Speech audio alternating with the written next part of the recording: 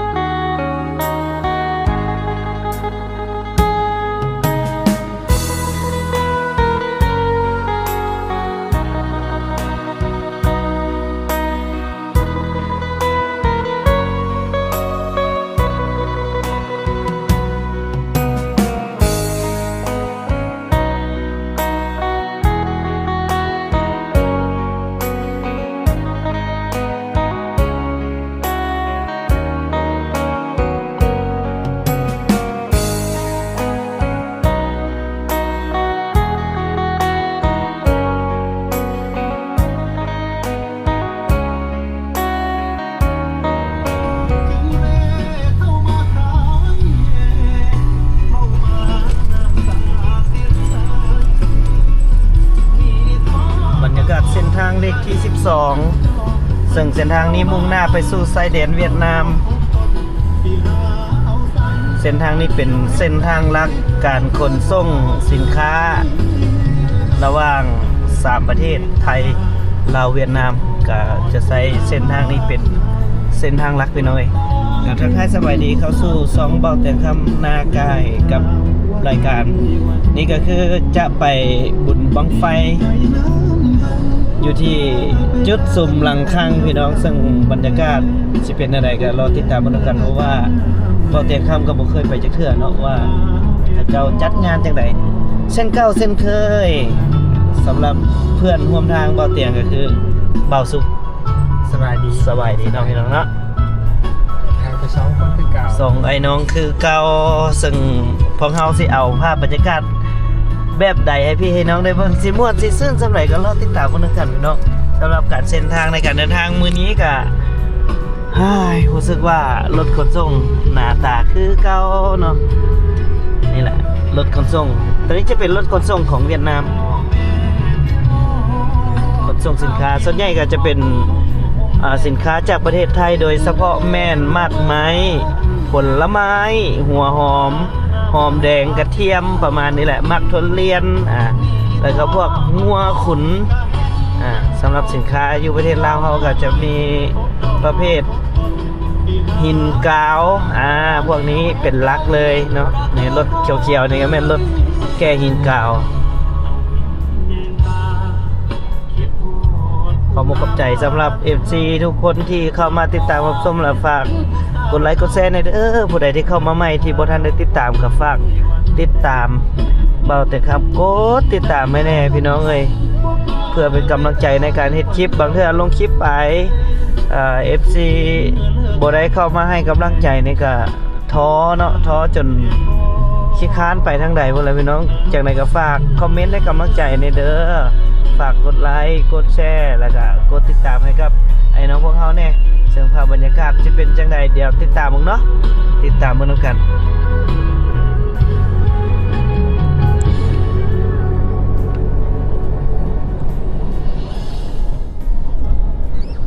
เข้าสู่สม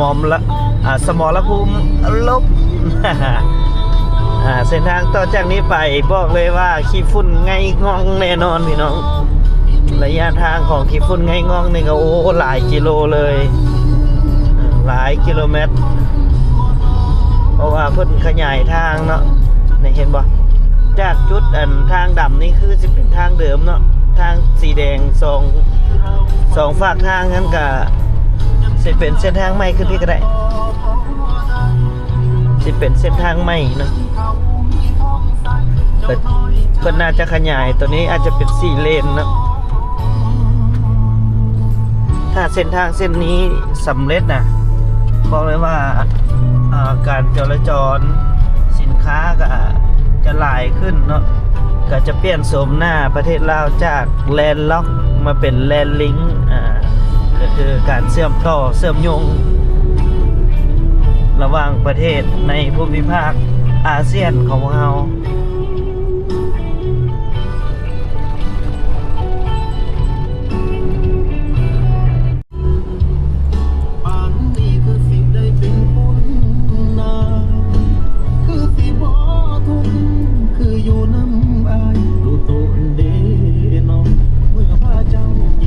มืดมัวเลยทางหน้า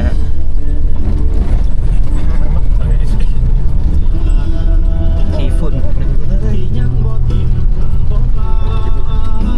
เกือบสิบ่เห็นอีหยังเลย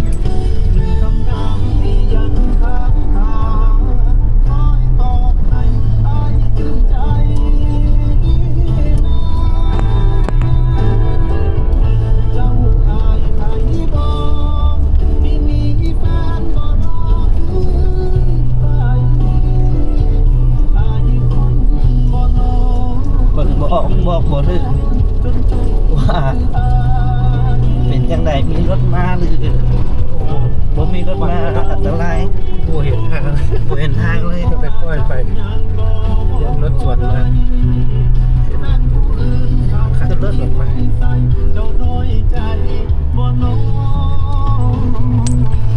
รถมาทางมาสุดยอดพี่น้องสุดยอด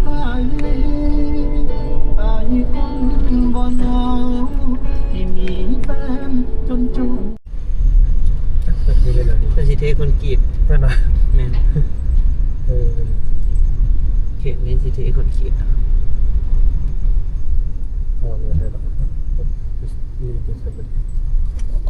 ทีให้เบิดเลยซะ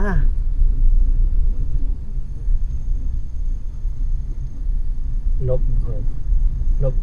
พี่ ที่ว่าคิดว่าเข้านั้นก็ได้อยู่ มาไปให้ถึกทางแล้วเนาะ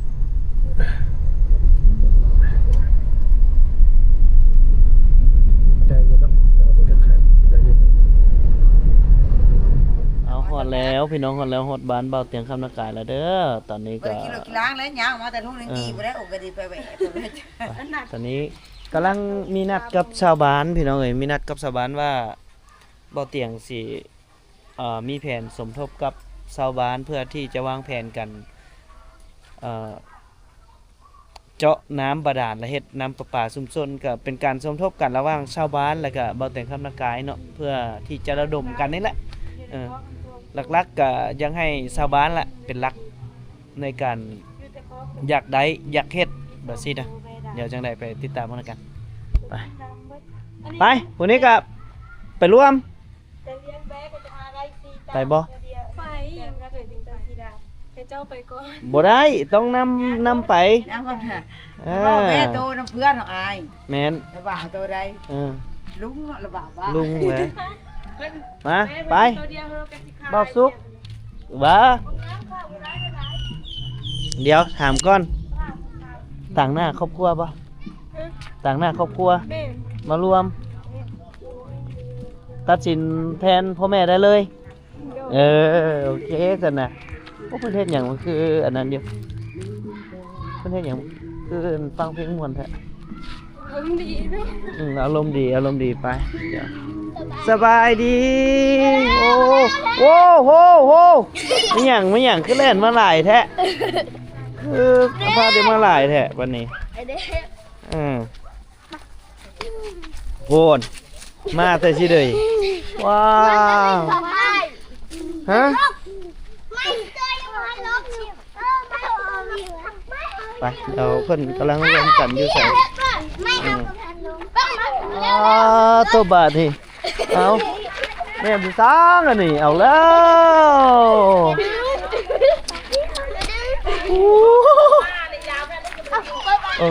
โอ้ยอันนี้แหละผู้สิมารวมน่ะว้าโอ้เอา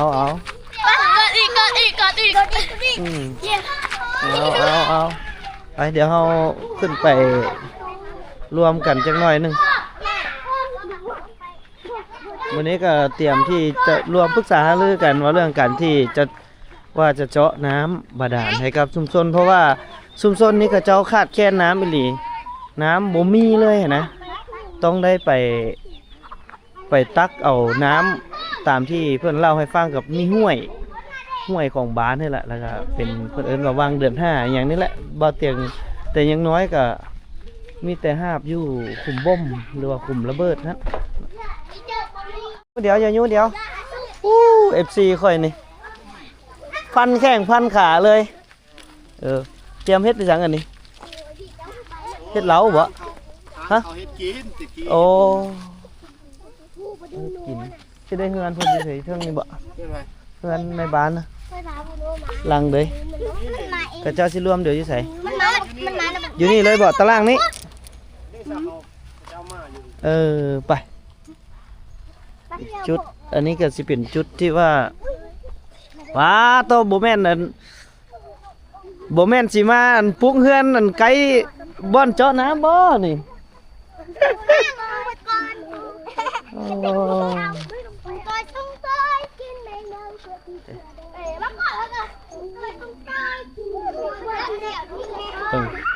บ่แม่นสิมา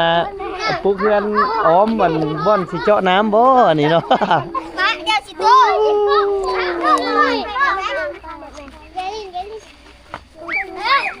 พอเดี๋ยวมาพุกเพื่อนที่พี่หลายเพื่อนแท้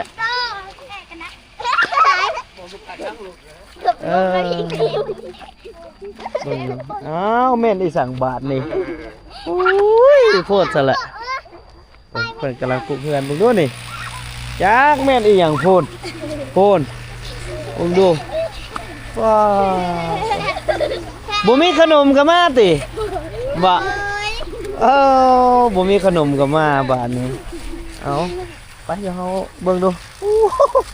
ตามหลังเลยจุดนี้แหละพี่น้องที่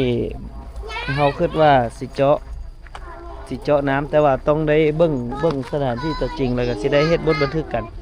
ไว้เนาะ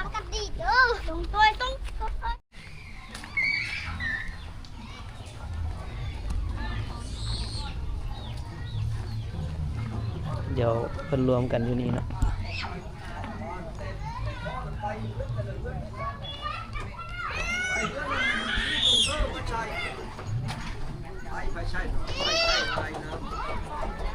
เอาปิดพี่น้องเพิ่นมาท่าแล้ว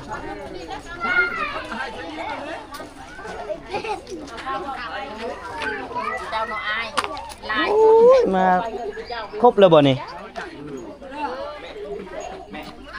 ในบ้านใหญ่ด้วยสะใส่โอ้แนวล่อเกินใส่สุดมาแต่เอาควายเอกเลยมาครบเบิดละติยังแต่ผู้บ่มาอาย ยังแต่ผู้บ่มาเนาะบ่มาแล้วบ่กุ๊กไปหาน้ำบ่ทันได้มาไปน้ำไปพุทธาน้ำพาน้ำ เฮ็ดอะไรท่าเดียวบ่หรือว่าจังได๋ วันก็เอา เข้ามาโฮมกันอยู่พี่เลยมาเลยมาโฮมพี่บ่ทันบ่ได้ยินมาพี่มาเลยมาโฮมกันอยู่พี่เลยจะไปต่างประเทศโอ้โห เข้าไปเลยอยู่แปะเดี๋ยวเลยมาให้จังหน่อยฟังบ่เข้าใจมาเลยเข้าในประเทศชาติเข้าในประเทศชาติ เท่าไหร่ เอาเท่ารับเนื้อพลังเอาพลังแล้วประกาศวันนี้เขาจะไปพลังกับเขาว่า อันนี้เราก็คือบรรยากาศประชุมกันอยู่บ้านช่างผู้บอก แจ้งข่าวดิมาพี่น้ำอะไรอย่างเงี้ยค้านเบาดังโฮมคนน้อยเท่าไหร่ก็ใหญ่เลยก็ร้านอื่นน้อยเท่าไหร่ใหญ่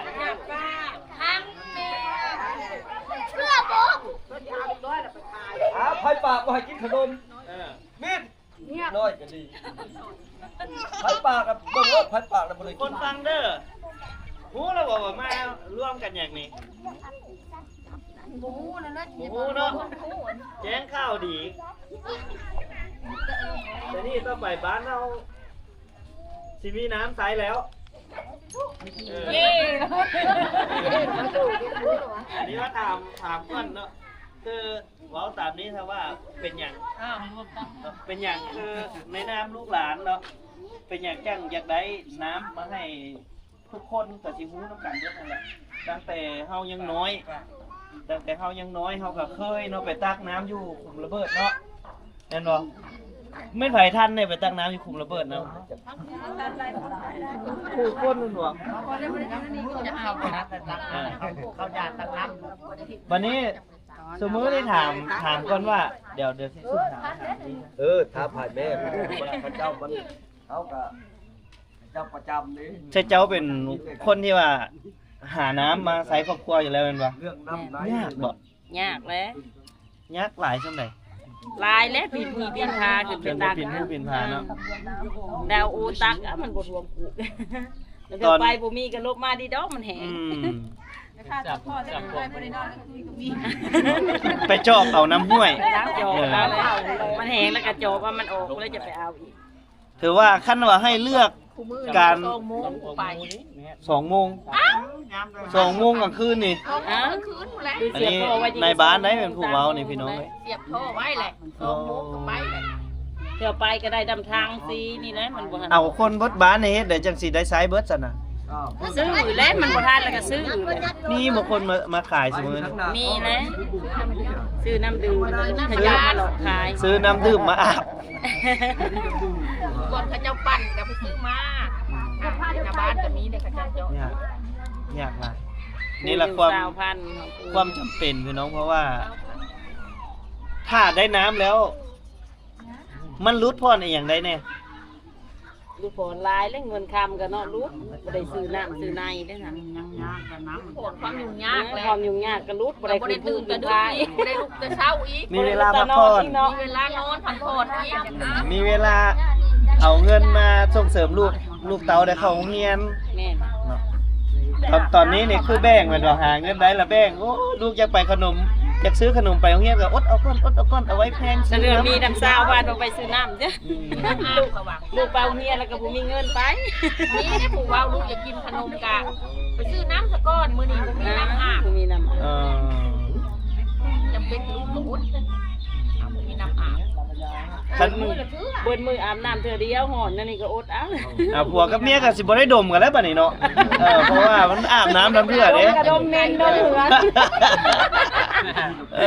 มันก็ดีได้มันจังเป็นโครงการลูกห้างเด้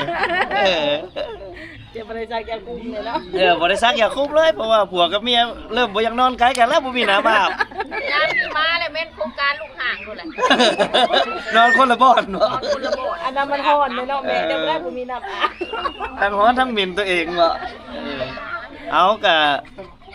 อันนี้ถามความเห็นเด้อ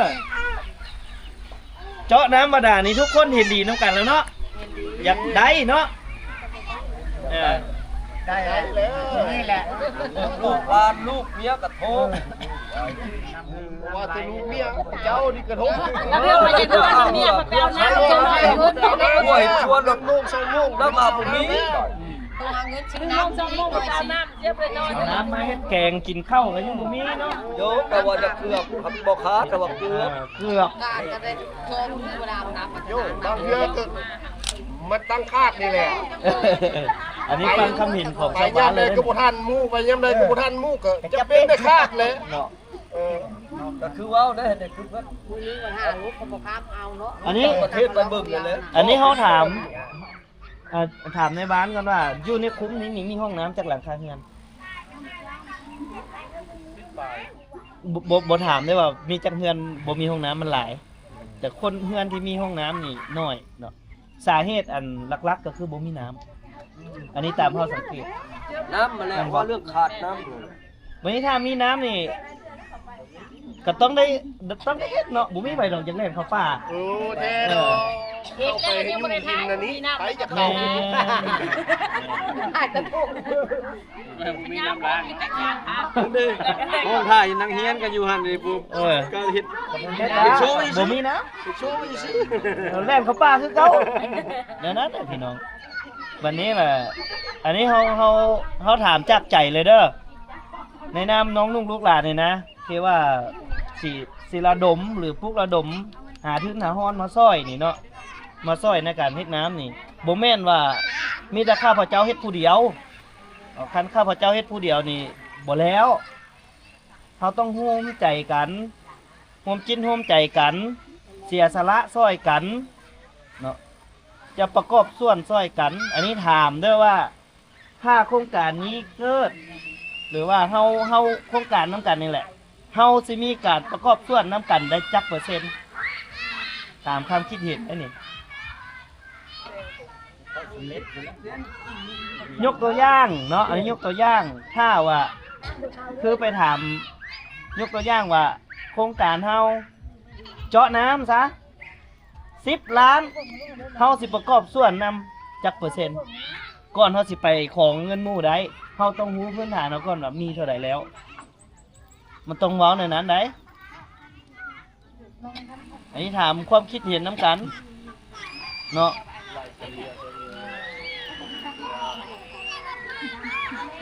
คันให้แต่ข้าพเจ้านี่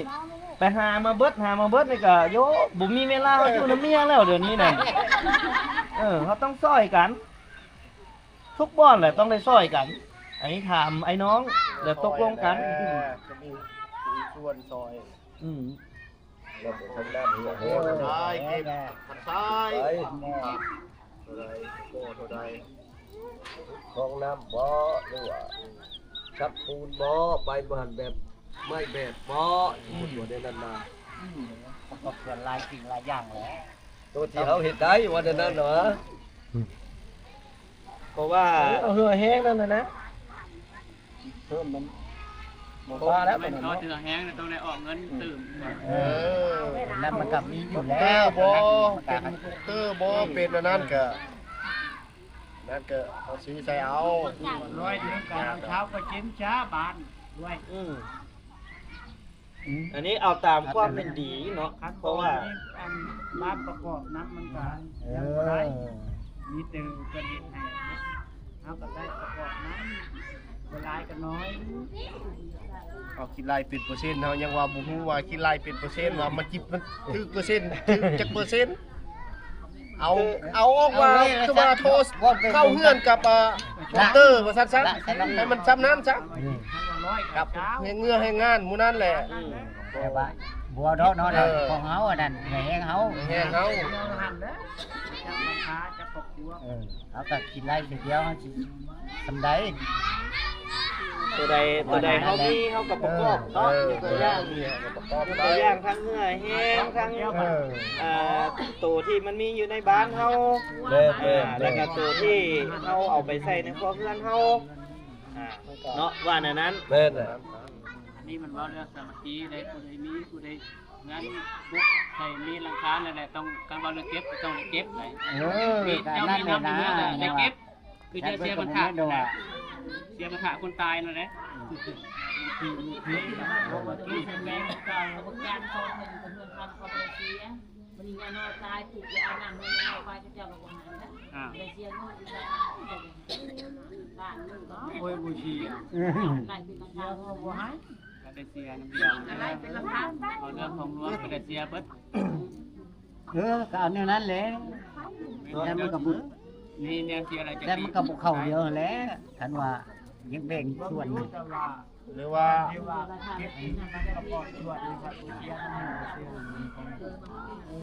ตัวนั้นน่ะมันบ่ยากดอกมันกดว่าน้ำลาย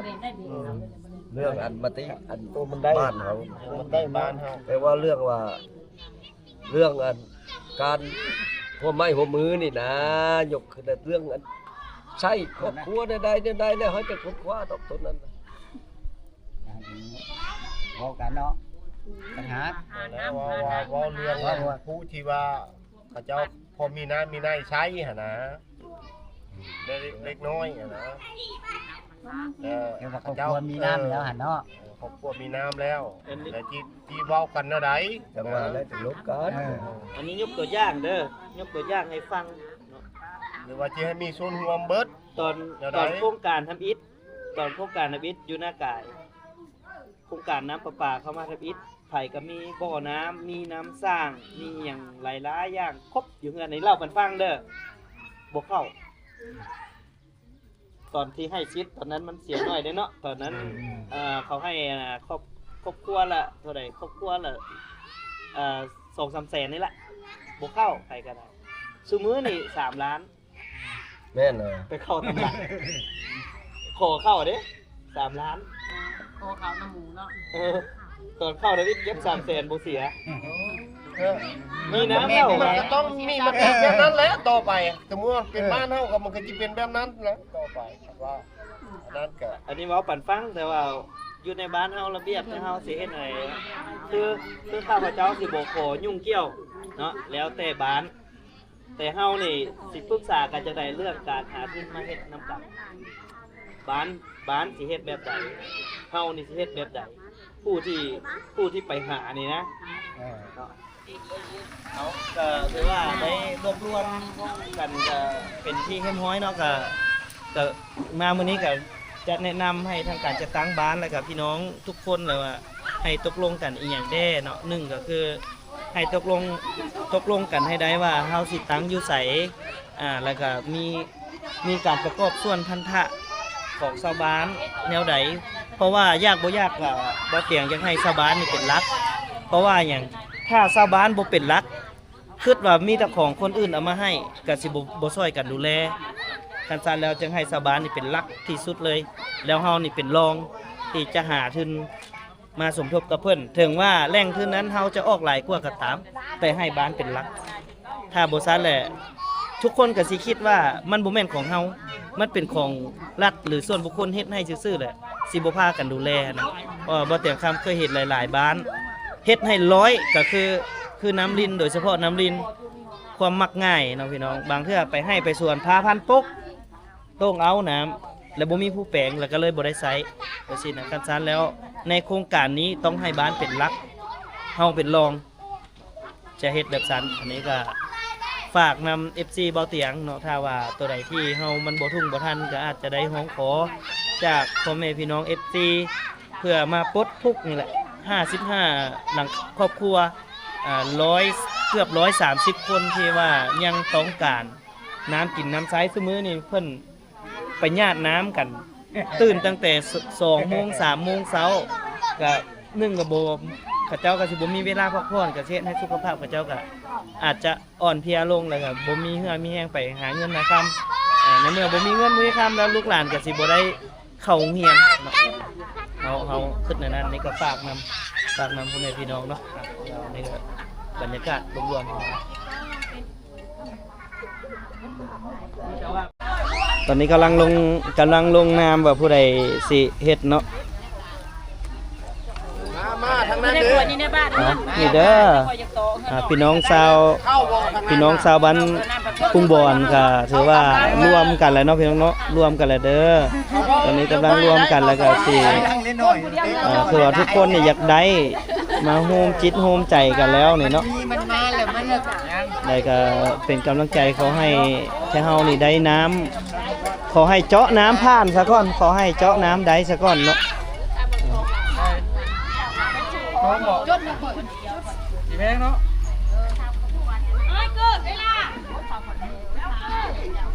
เป็นทันมาเฮือนเป็นอะไรลูกโทรหาละแม่เดซ่ามีแต่แนวข้าวดีๆเบิดนี่เนาะขอบใจได้จ้ะเห็นแล้ว ได้เห็นแล้วเนาะจักแล้วยังระบาดชิตายแล้วยังเอาใจดีใจนำเด้อเพิ่นได้เห็นลูกเพิ่นแล้วพี่น้องเลยแล้วโทรมาหาเดียวคู่มือแล้วงานเดคนละบันมาฮอดยังคาเวียกเขาอยู่ปักถ้วยเนาะเมืองปักชันแขวงบุรีคำไซนั่นแหละกัดกันบ้าปักบ้านไหนนะเจยถามมาสอบถามผู้ที่เฮ็ดเวียกก็คือนี่แหละผู้หญิงนี่แหละเจ้ายังใครบ่ได้ไปห้ามน้ำเนาะแม่นบ่ฮะห้ามเอาต่างหน้าในนามผู้หญิงที่ว่าวัยเฮ็ดเวียกอยู่แล้วแม่นบ่วัยเฮ็ดเวียกอยู่แล้วนางวนว่าประจดโลด ดีใจบ่ถ้าได้น้ำนี่ดีใจแฮงโคตรเลยเนาะเห็นหลายๆคนก็ว่าไม่หยังก็อีเบ้เอ้ยว่ากันสิได้น้ำใสแล้วเนาะก่อนสิได้น้ำก็ต้องได้ร่วมแรงร่วมใจกันพี่น้อง